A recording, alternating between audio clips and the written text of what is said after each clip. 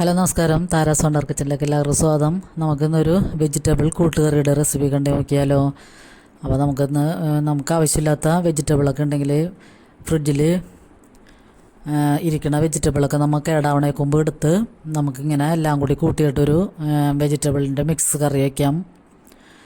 അപ്പോൾ അത് കൂട്ടുകറിയായിട്ടാണ് ഞാൻ വയ്ക്കുന്നത്. അപ്പോൾ അതിനുവേണ്ടി ഞാൻ കുറച്ച് ബീൻസ്, ക്യാരറ്റ്, പിന്നെ പച്ച ഏത്തക്കായ, ഇത്രയും സാധനങ്ങൾ എടുത്തിട്ടുണ്ട്. അപ്പോൾ നമുക്ക് വേറെ പച്ചക്കറികൾ ഫ്രിഡ്ജിലൊക്കെ ഇരിക്കുന്നുണ്ടെങ്കിൽ ഉരുളക്കിഴങ്ങ്,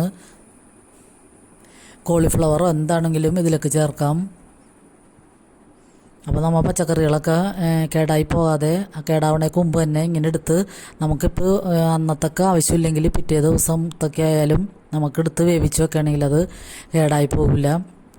അപ്പോൾ പച്ച ഏത്തക്കായ നമ്മുടെ അടുത്ത് തന്നെ കൃഷിത്തോട്ടത്തിൽ നിന്ന് കിട്ടിയതാണ്. അപ്പോൾ ആ ഏത്തക്കായയും ക്യാരറ്റും കൂടി ഞാൻ ചെറു ചൂടുവെള്ളത്തിൽ ഉപ്പൊക്കെ ഇട്ടിട്ട് അതിൻ്റെ കറയൊക്കെ കളഞ്ഞ് കഴുകിയെടുത്ത് വെച്ചേക്കണതാണ്. അപ്പോൾ ബീൻസൊക്കെ ചൂടുവെള്ളത്തിൽ കഴുകിയിട്ട് ആണ് അരിഞ്ഞെടുക്കണത്. അപ്പോൾ സിമ്പിളായിട്ട് നമുക്ക് പെട്ടെന്ന് കറി വയ്ക്കാൻ പറ്റും. അതൊക്കെ കൂടി നമ്മൾ കുക്കറിലൊക്കെ ഇട്ടിട്ട് അതിലൊക്കെ ഒരു പകുതി സവാളയും 2 പച്ചമുളകും കൂടി ഇട്ടിട്ട് പാകത്തിന് ഉപ്പും ആവശ്യത്തിന് വെള്ളവും കൂടി ഒഴിച്ചിട്ട് നമ്മളൊരു 2 വിസിൽ കേൾപ്പിക്കാം. അപ്പോൾ തന്നെ നല്ല പാകത്തിനുള്ള വേവായിട്ടുണ്ടാകും. പിന്നെ ഞാൻ ഇതിലൊക്കെ മൂപ്പിച്ചിടുന്നത് ചെറിയുള്ളിയും വെളുത്തുള്ളിയും കറിവേപ്പിലയാണ്. അപ്പോൾ വെളിച്ചെണ്ണ തന്നെ ഒഴിച്ചിട്ട് പാൻ ചൂടാകുമ്പോൾ വെളിച്ചെണ്ണ ഒഴിച്ച് നമുക്ക് ഉള്ളിയും വെളുത്തുള്ളിയും കറിവേപ്പിലയൊക്കെ ഇട്ടിട്ട് ഒരുവിധം നന്നായിട്ട് മൂത്ത് വരുമ്പോൾ അതിലേക്ക് 1 ടീസ്പൂൺ മുളക് പൊടിയും 1/2 ടീസ്പൂൺ മഞ്ഞൾപ്പൊടിയും കൂടി ഇട്ടിട്ട് അതും കൂടി ഒന്ന് പൊടികളുടെ പച്ചമണം മാറുന്നത് വരെ ഒന്ന് മൂത്ത് വരുമ്പോൾ നമുക്ക് ഈ വേവിച്ച് വെച്ചിരിക്കുന്ന കറിക്കൂട്ട് ഇതിലേക്ക് ചേർത്ത് കൊടുക്കാം. വേണമെങ്കിൽ നമുക്കിപ്പോൾ കുറച്ച് കുരുമുളക് പൊടിയും കൂടി ചേർക്കാം. ഞാനിപ്പോൾ അതൊന്നും ചേർക്കാനുള്ള മുളക് പൊടിയും മഞ്ഞൾപ്പൊടിയും മാത്രം ഇടണുള്ളൂ. കൂടുതൽ പൊടികളൊന്നും ഇതിലിടരുത്.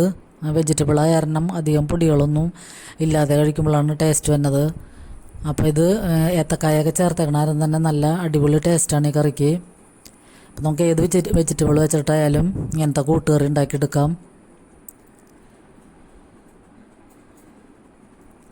അപ്പോൾ നമുക്കിതിൽ തേങ്ങയൊന്നും ചേർക്കേണ്ട ആവശ്യമില്ല. അപ്പോൾ നമുക്ക് ഡിന്നറിനായാലും ഇത് നമുക്ക് ചപ്പാത്തിയുടെയും പൊറോട്ടയുടെ അല്ലെങ്കിൽ വെള്ളയപ്പത്തിൻ്റെ കൂടെയൊക്കെ കഴിക്കാൻ പറ്റിയ നല്ല അടിപൊളി കറിയാണ്. ഡിന്നറിന് ചപ്പാത്തിയും കറിയും കൂടി ആയിട്ടുണ്ടെങ്കിൽ നല്ല ഒരു അടിപൊളി ഡിന്നറായിരിക്കും.